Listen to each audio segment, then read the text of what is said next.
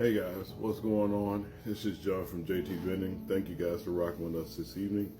For all of our new subscribers, this is our day devotional. This is where we take a piece of our day, Monday through Friday, to give back to God by reading His Word and applying His Word to our lives. And we call it our day devotional. So this is what we do Monday through Friday. The weekends, I kind of do my thing, do this kind of with my family, and we just spend time together, bonding. And of course on Sunday, we worship at church, and then we kind of take a chill and relax and kind of swim around. But for everybody that's new to the channel, welcome. If you have time, please go back and watch my previous videos. We have previous day devotionals, all the way back from like the last year, maybe. Yeah, year. I think year. We have videos about budgeting, finances, how to set a budget. You can go back if you want to check out some of those videos. They're in different playlists, like how to avoid being broke, or how to get out, some title like how to get out the hood, budget friendly things to do, stuff like that. And I put those playlists together because I was like, some of this stuff that I'm doing that others can do, I'm a regular dude doing it. And I yielded my life to Christ, and I was like, I'm going to make a change, and I had enough. So with that being said, just a quick update real quick about my legal stuff. So we had an appointment with my attorney this evening, met with him and got everything updated. As you guys know from previous videos, I have sole custody of my son, and he lives with me. And his mom would rather, she's a black woman, and she no black woman.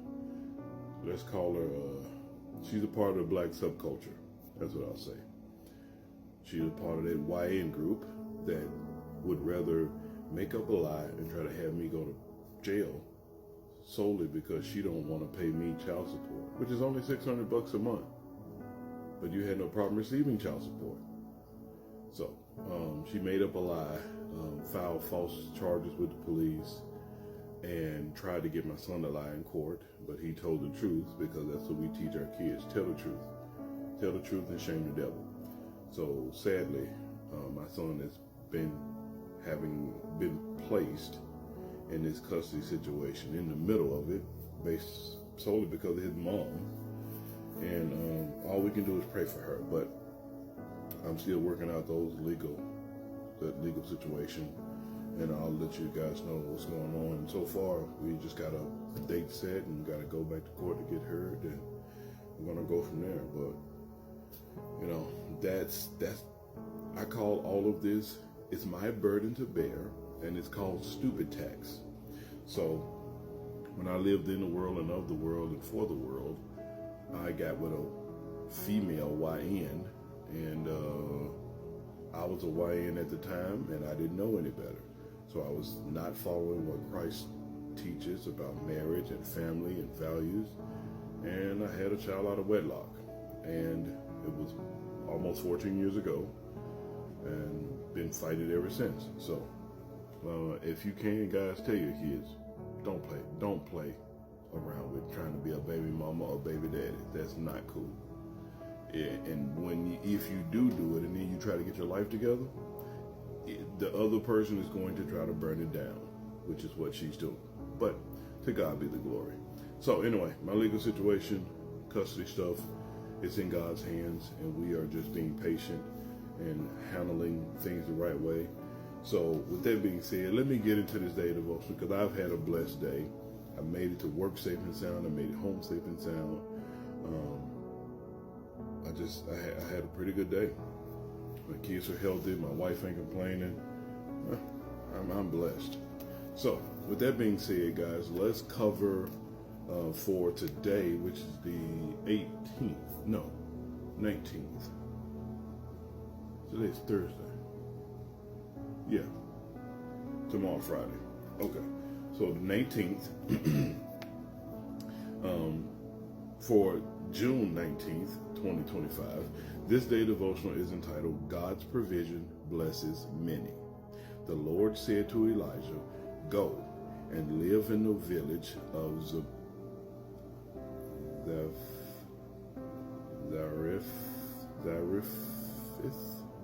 Zarephath, I guess that's how it's pronounced, near the city of Sidon, or Sodom, I think it's pronounced Sidon. I have instructed a widow there to feed you. That's in 1 Kings chapter 17, verses 8 and 9.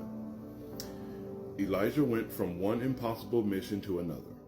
When it appeared that everyone had abandoned God, the Lord instructed him to perform signs before the people in the hopes of sparking a revival. When food became scarce, God chose a poor widow to provide for him.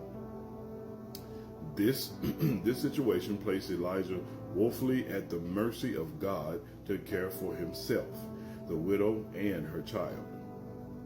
However, caught up in the blessings to Elijah was the widow and her son. His faithfulness to God's commands had a far-reaching impact into their lives as well. When God calls you to take a leap of faith, it's likely that the resources and means will not be readily apparent. You may be called to undertake a project that appears next to impossible. But if you remain faithful to God's calling, many others may benefit from your decision. For those impacted by your choices to choose to encourage, to choose those. Slow down. All right. Sorry. Okay. But if you remain faithful to God's calling, many others may benefit from your decisions.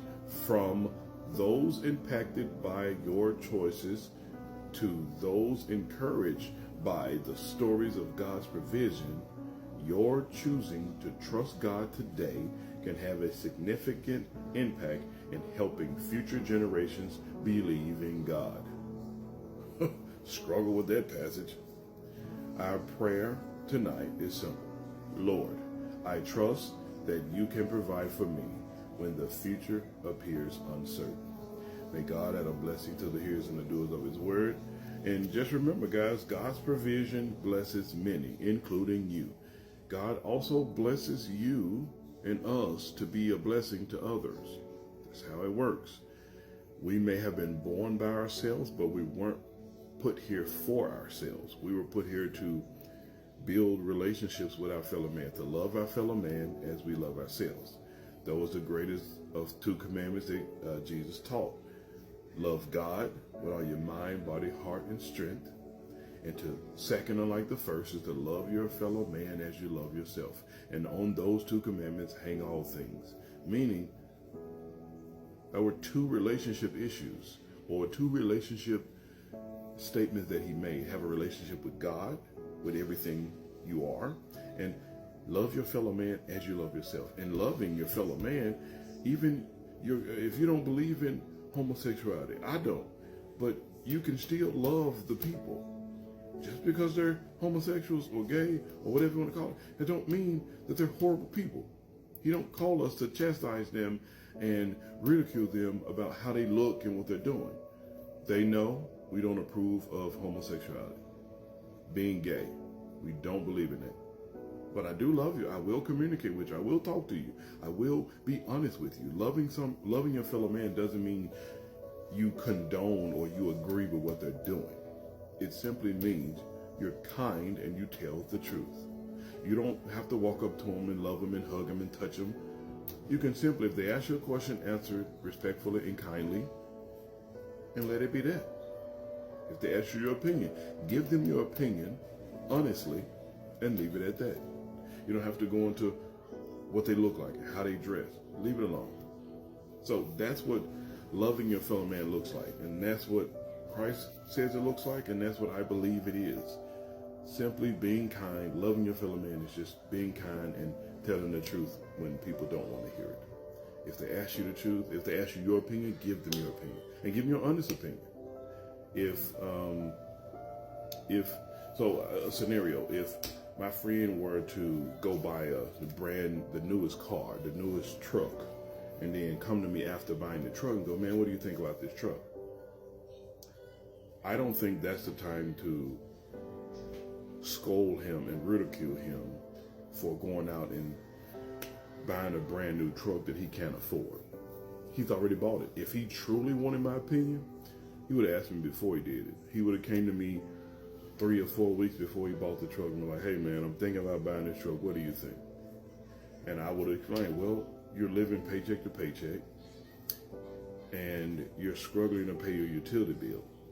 I would not recommend you get a car just because it's a new car with a car note simply because you want it. That's the difference between being kind and being nice.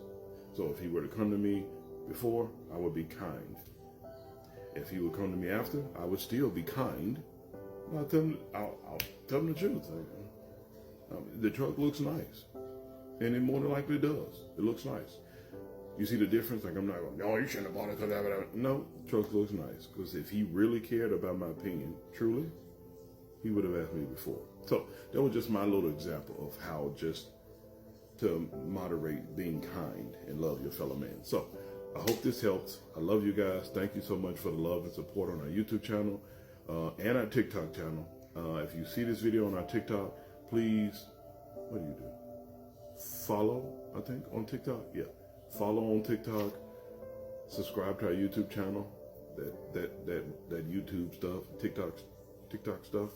And we appreciate it. And just go back and check out some previous videos. See if you like them. Leave your comments. I try to respond to as many as possible. And hopefully I'll be able to slow down this weekend. But I got my son's bedroom is moving to my daughter's. My daughter's bedroom is moving to the new baby room. And my son's getting a new bedroom set. And she getting his bedroom. We're shifting around because they have the upstairs. We have the downstairs. So, love you guys. Have a blessed night. Be safe. Au revoir. A bientôt. À la prochaine.